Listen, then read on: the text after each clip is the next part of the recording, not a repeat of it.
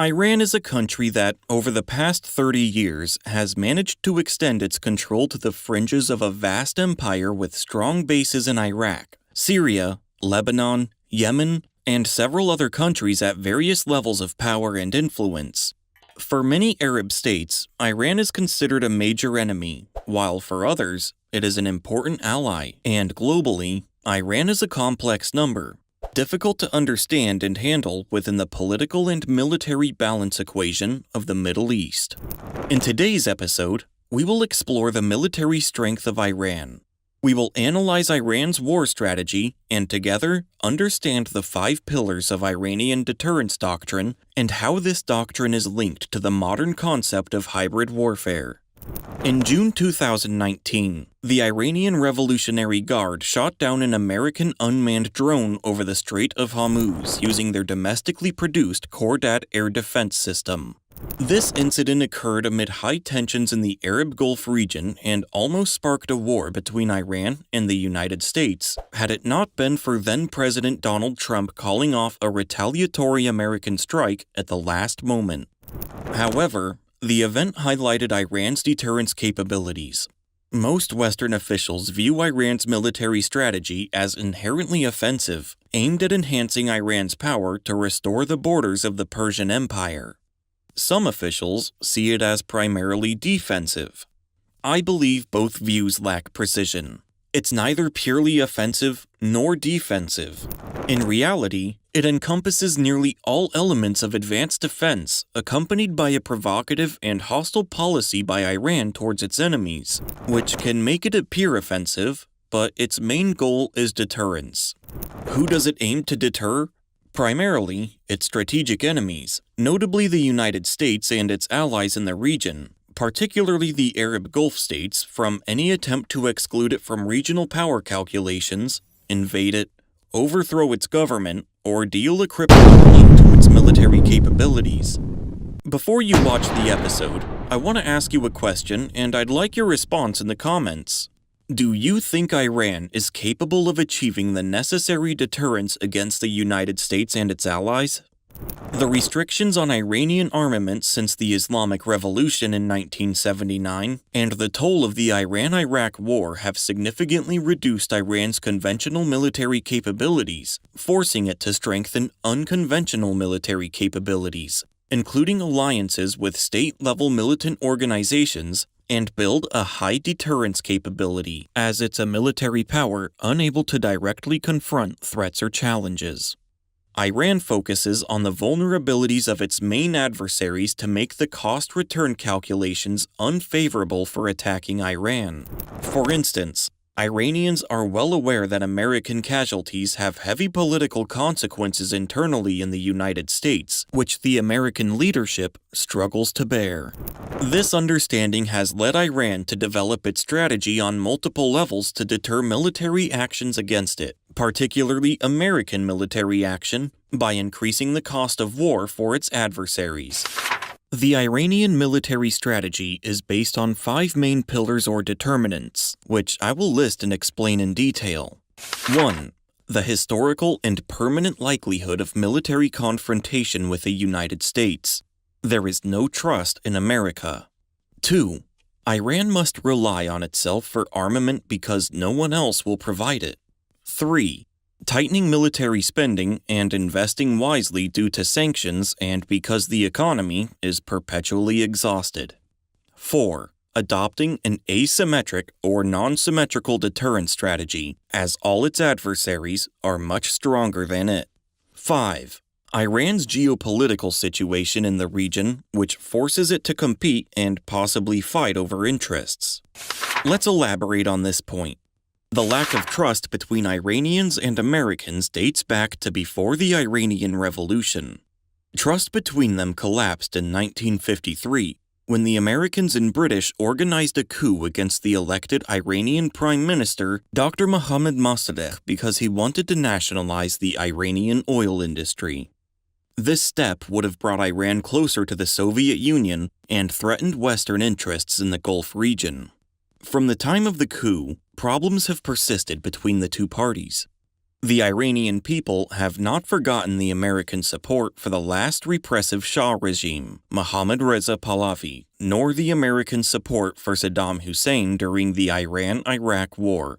And the Iranian leadership is always sure that the Americans seek to destroy the Islamic Republic and overthrow its government and change its system. How does America change political systems? By military invasion. That's why Iran has built its military strategy on the basis of ensuring a strong and rapid reaction to any American attempt to invade Iran or deter any American military action targeting the regime of the mullahs in Tehran. The 8 years of the Iran-Iraq War had an impact on the Iranian military strategy. The Iranian missile program was originally a result of this war when Saddam began invading Iran in 1980. Iran requested Scud-B missiles from the Soviet Union, which was then an ally of Iraq, which was receiving weapons from both Russia and America. Iran got its Scud missiles from Libya, Syria, and North Korea. North Korea sold Iran 200 to 300 Scud missiles and a quantity of surface-to-air missiles and fighters and armored vehicles right after the war. But Iranian military spending is minimal and continues to dwindle over time and does not compare to the astronomical military spending of the Arab Gulf states. The GCC countries' military spending annually exceeds $130 billion. Iran spends less than $25 billion. And let's say that the Iranians have not forgotten the financial and military support provided by the Arab Gulf states to Saddam Hussein during the Iraq-Iran War. Before and after Saddam Hussein's era, Iraq was one of the main strategic enemies of Iran. After the American invasion of Iraq in 2003, the situation completely reversed, and Iraq became an ally of Iran, and Iran saw that it needed to protect itself from any proxy war against it that might arise in Iraq. That's why the Iranian military strategy based on deterrence is as prepared for an American invasion as it is for proxy wars in a vital neighboring country like Iraq. A quick look at the map of American interests in the region will tell you that America will definitely be a party to any attempt to invade Iran. That's why Iran must study and assess American military tactics, which you definitely know. Destroying air defenses before launching any ground operations, disabling command and control centers and communications, and, of course, launching a full electronic strike. Striking infrastructure and asserting air sovereignty in the field of battle. These are the main features of any American invasion, and we add to them a bit of spectacle and show of force that the Americans always do.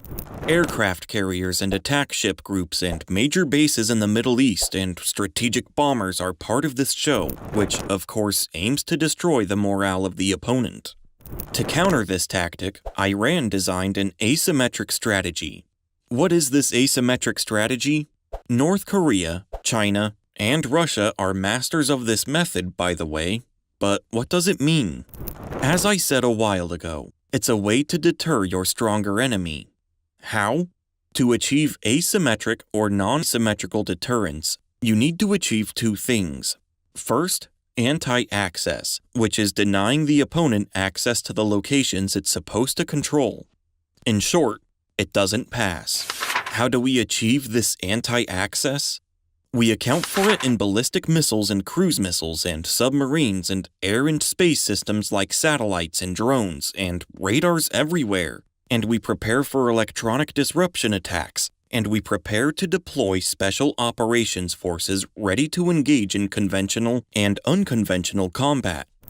Second, area denial, which is depriving the opponent of its capabilities inside national territory or in operational areas. In other words, I said at first it doesn't pass, but if it passes, if it reaches inside my land, then I deprive it of its capabilities inside this land. I don't let it step on it comfortably. Based on this idea, you will find that Iranian deterrent strategies are also based on 5 basic pillars. 1. Fixed and mobile air defense systems. 2. Artillery and rocket artillery and ballistic missiles. 3. Electronic or cyber warfare. 4. Limited use of air forces. 5. The extraordinary deployment of naval forces. So, dear General, you have the general structure of the Iranian military strategy, and we will focus on entering into the detail of the 5 pillars of the Iranian deterrent strategy. We started with fixed and mobile air defense systems, which are equipment of special importance in the Iranian military strategy, as long as Americans' main operational targets are to achieve air sovereignty. Then the Iranians prepare with what deprives the Americans of this sovereignty. The most important element in the Iranian air defense system is the integrated network that works to coordinate monitoring and radar systems that all branches of the Iranian armed forces use. All branches of the Iranian armed forces use the radar network, and because America's Air Force is equipped with air-to-surface missiles that know how to hunt radars and use air defense networks, Iran has turned to manufacturing mobile systems like the Khordad air defense system, which includes medium and high-altitude Sayyad-2 ground-to-air missiles that operate on solid fuel and are constantly moved from their location. This system can engage with 4 targets at the same time at a range of 50 to 75 kilometers and at an altitude of 25 to 30 kilometers. And because it is a small, fast-moving system, it's a main pillar in Iran's asymmetric tactics, especially in area denial operations or depriving the opponent of its capabilities in operational areas above national soil. And the Khordad system, as I said at the beginning of the episode, is the one that shot down the American drone in June 2019. We have finished the fixed and mobile air defenses. Let's move on to the ballistic missiles. Quite simply, Iran has turned to relying on missiles because it can't afford to buy or manufacture warplanes. In our current era, missiles are the poor man's alternative to owning a strong air force. This is what Iran learned from the Scud missiles it acquired in the 80s and saw their impact on Iraq. Currently, Iran has the largest missile program in the entire Middle East, with the exception of the older and more advanced Egyptian missile program in manufacturing capabilities. Egypt surpassed the range of 1,000 kilometers with a payload of 1,000 kilograms before Iran started its program by years, and now it has a sophisticated and diverse arsenal. The missile capabilities have allowed Iran to improve its ability to deny the enemy entry into its territory, as it now has the ability to target military bases and aircraft carriers in the region. The missile program has given Iran a great opportunity to demonstrate its strength with launch tests and military maneuvers, and this is not just a matter of appearance. It's a procedure that strengthens its deterrence capability, and to protect this arsenal of missiles, Iran relies on mobile launch platforms, or platforms hidden in tunnels and distributed throughout the country, and these things make it impossible for the enemy to direct a preemptive strike against it. There are also estimates that say that Iran seeks to possess intercontinental ballistic missiles with the goal of threatening the United States itself, or any of its interests spread around the world. But this is still just an ambition for Iran, because the maximum range of its missiles today does not exceed 2,000 kilometers, and this range is much less than the ranges of intercontinental or transcontinental missiles. Forget about all this talk. What matters to us is that we see that Iran uses its missiles in deterrence, and this is something it has done since its war with Iraq. There's also a direction that caught my eye and I liked very much from the Iranian leadership, which is improving the accuracy of its short-ranged missiles like the Fateh 110 missile instead of increasing its range. Why? Because precise short-range missiles are the most suitable weapon to achieve anti-access and area denial, because it specifically targets aircraft carriers, and this is a very, very, very valuable target in any war with the United States. Because sinking a single aircraft carrier not only ends the war, this can bring down a government in America, and this is the heart of the doctrine of asymmetric deterrence. I make your attack on me cost you more than it gains you. Over the past 10 years, Iran has developed a range of electronic warfare capabilities, including tactical communications equipment on the battlefield, command and control devices, and devices that jam military satellites and encryption systems. There are reports that say that some Iranian radar systems have a range of up to 500 kilometers. In an incident that happened in December 2011, in which Iran hijacked an advanced American drone of the RQ-107 model. This means that the Iranians have bypassed the drone's guidance system, which is a serious indicator of its capabilities in electronic warfare. Iran has also developed intelligence-gathering technology useful in waging electronic warfare. Hezbollah used this technology during its 2006 war with Israel to neutralize Israeli electronic warfare capabilities, and the evidence of this is the failure of the Israeli systems to obstruct Hezbollah's communications and Hezbollah's ability to eavesdrop on Israeli communications inside Lebanon, and Hezbollah's electronic interference with Barak anti-missile missiles aboard Israeli warships, and Israel's inability to jam communications with the Iranian embassy in Beirut. We join with electronic warfare, cyber warfare, and internet attacks, and this is something that doesn't have clear statistics because it's a war that happens in the dark. We don't see anything from it. But the overall testimony is that Iranian capabilities in this area are improving. Let's come to the most thing that will clarify for you the policy of asymmetric or non-symmetric deterrence. If there is still someone among you, who I haven't clarified the picture for, namely the limited use of air forces. When your strategic enemy is the United States, it's natural that your defensive system be diverse and widespread and multimodal in transport and movement fixed and portable and in the hands of soldiers and carried on trucks and electronic artillery and anti-aircraft artillery. There is no room at all for you not to do so. This is understood by necessity. But you go crazy and think to enter direct air battles with American aviation, you would be committing suicide. The solution is that you make a strong defense against American aviation and take the available share of air sovereignty with other alternatives like drones, whether surveillance or interceptive or offensive, and save your aviation if you have aviation because it would be a loss without benefit. As for the naval forces, we find that the Iranian military doctrine is mainly based on high-speed boats and anti-ship cruise missiles. This philosophy has its reference in the Iran-Iraq War, during which the Iranian forces carried out many attacks on Iraqi forces using high-speed boats because they are low-cost attacks that definitely achieve more results than their losses. Of course, high-speed boats are not a golden solution to all the problems of naval power disparity, because many weapons systems can erase them from existence or stop their danger.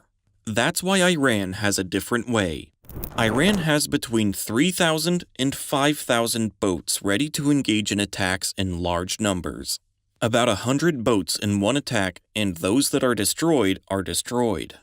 The important thing is that there is one boat that will escape and will collide with its target in a suicide collision. And how wonderful if this attack is carried out in the Strait of Hormuz, which is only about 32 kilometers wide. And the success rate of this type of attack in the strait is not simple.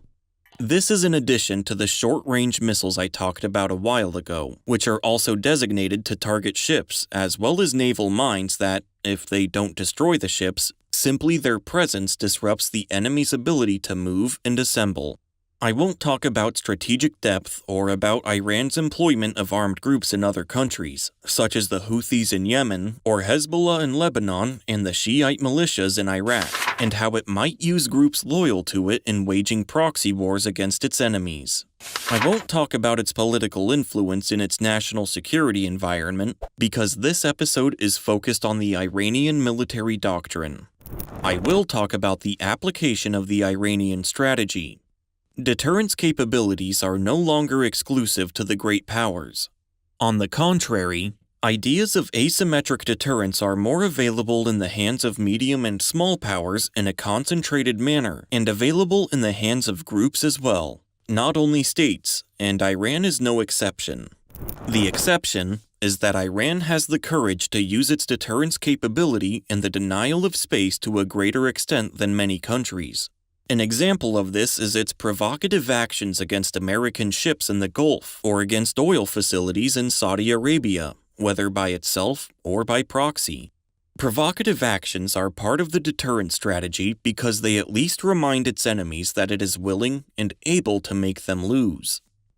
Despite the threats that Iran constantly receives from militarily larger powers like Israel or America, or even its Arab neighbors in the Gulf, Iran still lives in relative security to this day, after decades of these threats, which means that its deterrent strategy is effective. Otherwise, its enemies would have attacked it strongly. Washington and its allies may say that Iran does not have enough deterrence, and its strategy is not effective and is nothing, and all it does is just provocation and expansion greater than its regional capability. But no one can deny that Iran's active work on its deterrent strategy is an indicator of a non-traditional approach that it was forced to turn to because of sanctions and siege, and that it was able, at least to some extent, to compensate for the deficiency it has by adopting this policy and this method, and to confront the threats imposed on it whether from the United States or from Israel. And also, on the other side, let's be realistic. Iran does not seek to be a great power and will not become one in the near future. Its main, and perhaps only goal, is to possess a deterrent power to protect it from becoming an easy bite under the teeth of the great powers that threaten it. Why do I say that it's not going in the direction of the great powers? Because the great powers have a completely different strategic design from the mousy approach that Iran operates with.